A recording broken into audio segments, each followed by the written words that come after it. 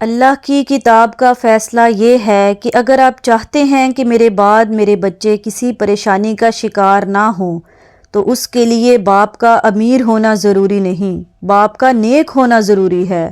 آپ یہ سمجھتے ہیں کہ میں بہت زیادہ بینک بیلنس چھوڑ کر جاؤں گا تو پیچھے میری اولاد آسودہ زندگی گزارے گی، میں بہت ساری زمین جائیداد چھوڑ کر جاؤں گا تو یہ خوشحال وقت گزاریں گے، انہیں کوئی تکلیف نہیں آئے گی۔ ایسا نہیں ہے۔ قرآن مجید کا یہ فیصلہ ہے کہ آپ کے پیچھے آپ کا مال، آپ کی جائیداد، آپ کی جان، آپ کی اولاد کی حفاظت تب ہوتی ہے جب آپ تقوی چھوڑ کر جائیں گے، پرہیزگاری چھوڑ کر جائیں گے، نیک نامی چھوڑ کر جائیں گے۔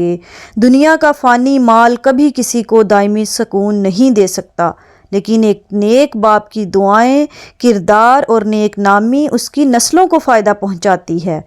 اگر آپ پیچھے تقوی اور پرہیزگاری چھوڑ کر جائیں گے تو آپ کی اولاد آپ کے لیے صدقہ جاریہ بنے گی۔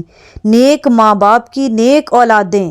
جب انسان مر جاتا ہے تو اس کا عمل منقطع ہو جاتا ہے سوائے 3 چیزوں کے: صدقہ جاریہ، نمبر 2 علم جس سے فائدہ اٹھایا جا سکے، اور نیک اولاد جو اس کے لیے دعا کرے۔